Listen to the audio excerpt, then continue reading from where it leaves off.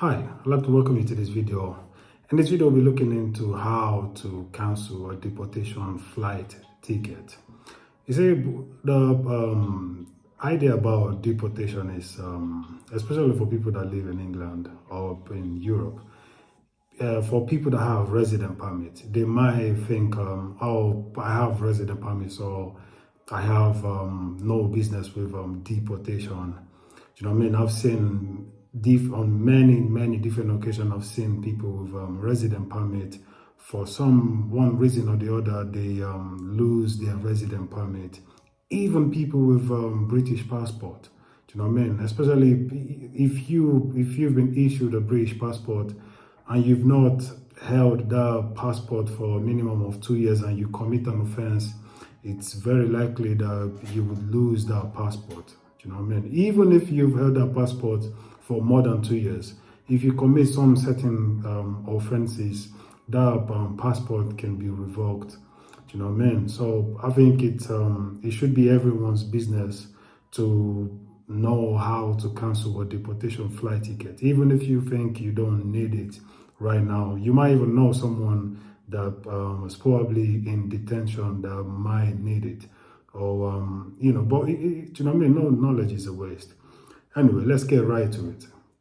If you've been issued a flight ticket for deportation, that means it's very likely that you're currently being held in detention center, or the person is being held in prison awaiting their removal from the country. You know what I mean? At this point, it's assumed that it's saying that you've exhausted your right of to stay in the country. You've exhausted your application to stay in the country has been refused.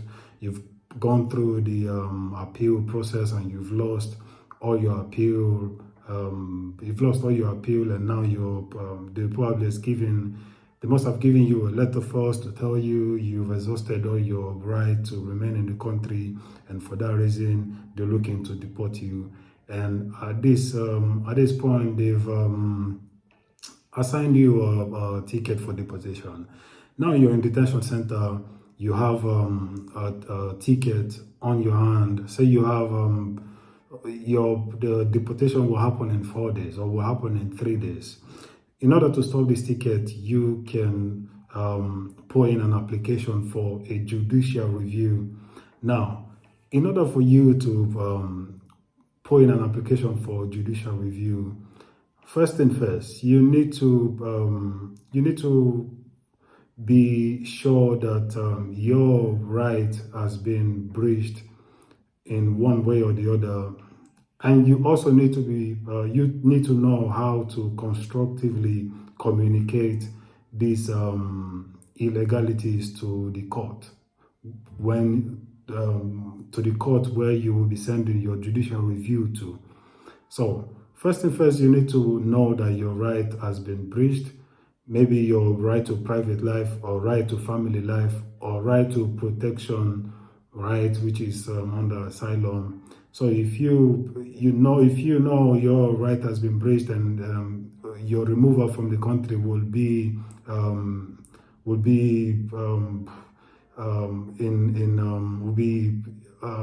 unfair to you, like to be breaching your right in any of the categories I just mentioned, you can write up a judicial review. If you don't know how to write up a judicial review, maybe you can message me. I should have a template how to draft out a judicial review, and also you would have to send in also an application for injunction. Injunction will stop the flight, and your judicial review, they have to go through the court to go through your judicial review to see how your right, how the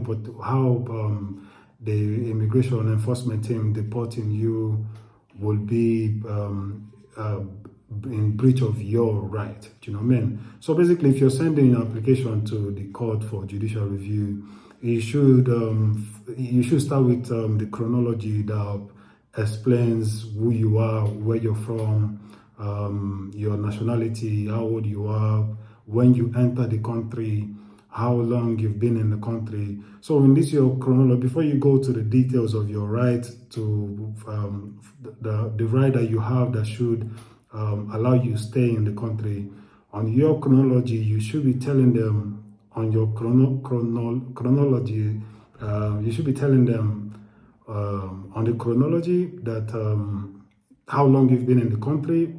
You know, you see, there is a way you should you tell someone something, but without telling them. If you understand what I mean, let me see. For example, you've been in the country for 10 years, and on your chronology, and you're writing that yeah, my name is blah blah blah. This how many years old? I'm from Nigeria, for example, and you go on to say here we're trying to tell them we've been in the country for 10 years, but also without telling them we've been in the country for 10 years. Do you know what I mean? So basically, oh, I entered Great Britain in 2010, and in this 12 years, or in this 20, or in this 14 years, I have never committed an offense. You see, you're telling them things without telling them. You're telling them you've established private life in the country without you telling them. You're going to be telling them directly when you go into details about your right to stay in the country. But from your introduction, your chronology, you know, you're already telling them. So whoever is it judicial review, the court, they need to act fast. So when they're going through your document, they need to get quickly a picture of who you are, what your rights are. Do you know what I mean? So basically, on your chronology, it should contain indirectly how your right to private life, your right to family life, if you have right to family life. Now, you're done with your chronology, and then you go on to details how at the moment you've been scheduled for deportation, and how this deportation will be in breach of your rights. And then again, if you have a pending case in the country, it's unlawful for you to be deported if you still have a pending case in the country. Say, for example, you apply for resident permit, they've not given you a decision, or you still have an ongoing appeal. It's unlawful for you to be deported. You can put in a judicial review and injunction to stop the deportation. And again, if you have a pending case in the family court, say for example you're about to be deported, but at the time that you're about to be deported, you have a pending case in family court. Say for example you and your partner, you have child custody dispute case in family court. Whatever case it is, if you have a pending court case in the country, it will be unlawful for you to be deported from the country. So in your judicial review, you write out your rights, why you should be allowed to stay in the country. If you've lived in the country for a minimum of 2 years or 5 years and above, depending on the country, you have to research on the country where you're living in, what it says. But in general, in Europe, from 2 years, you have right to private life. But most countries would not take that into consideration.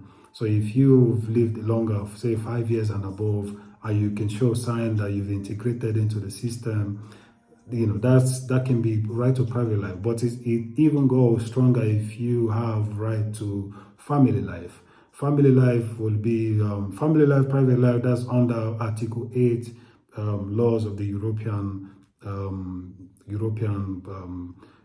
Court of Human Rights laws. It comes under Article 8. If you have right under Article 8, which is private life or family life, if you have kids in the country or you're married, you know what I mean, it would be unlawful for you if you would be deported from the country.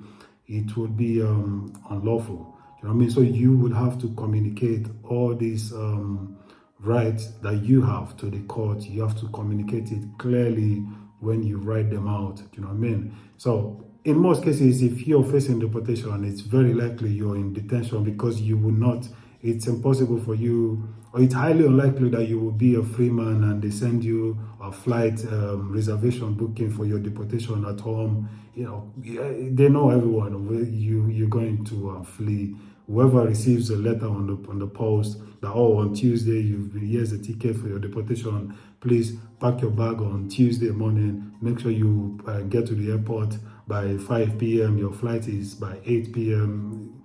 Do you know what I mean? They know whoever gets such letter at home, they're just going to pack their bags and leg it. They never see or hear from them again.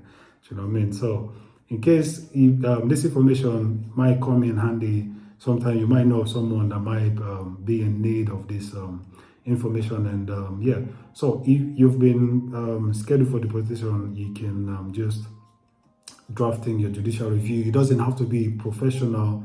The way you draft it, you don't need to use big grammar. You just write a clear and concise judicial review and find the court that is in charge of your locality. But for people living in England, it doesn't matter. You can send your application to the court in even if you're living in London, you can send your application for judicial review and injunction to a court in Birmingham or court in Manchester or even to the court in Newcastle. Do you know what I mean? And you can do this multiple times. You know, I'm not saying it for the purpose for you of you now carrying out illegal action to frustrate your deportation. Do you know what I mean? But I've seen cases whereby, you know, you apply for judicial review and injunction to a court in London, and maybe they will stop your flight. Definitely, they will definitely. I will guarantee you, they will definitely stop your flight. But I cannot guarantee you that that application will allow you, will enable you to go on to stay in the country and go on to have your resident permit.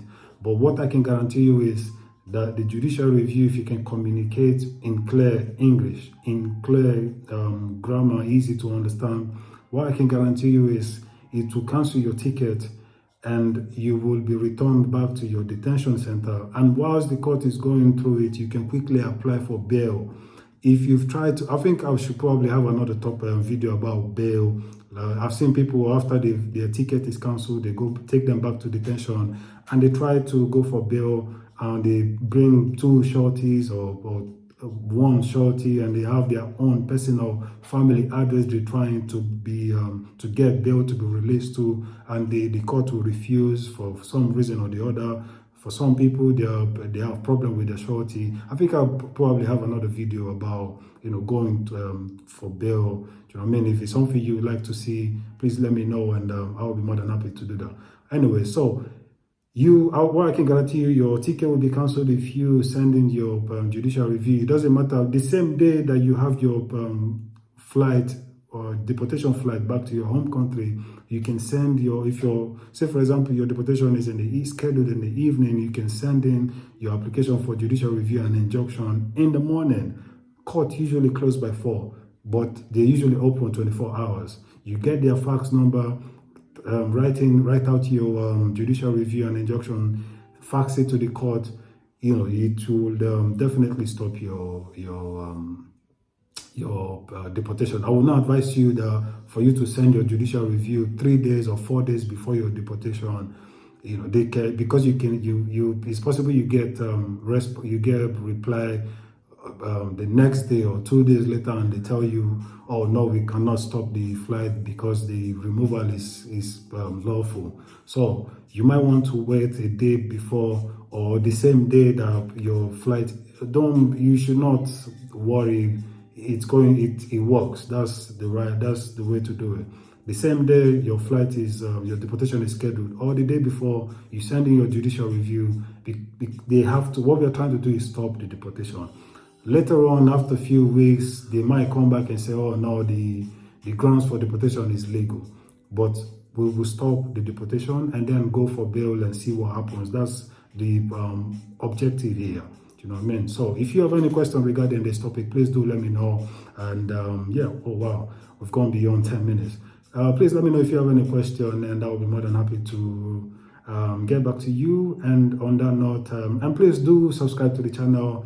And I'm looking into doing a giveaway because I've been thinking about it. If we get to 100 subscribers, we're going to have a giveaway. So wherever you are, if you're living in Nigeria or Ghana, or whatever African country you're living in, or wherever country you're living in Asia, wherever you are, if you think €50 is okay for you. We're looking at doing a giveaway, but we don't know exactly how much yet. But you can let us know. I can plan for that and then bring in the information and probably in the next video how it's going to work out. You know what I mean? So yeah, so please do subscribe to the channel, and I appreciate everyone that's already subscribed. And if you're still yet to subscribe, I will encourage you to do so. And yeah, I will catch you in the next video. Have a nice one. Bye. Ciao.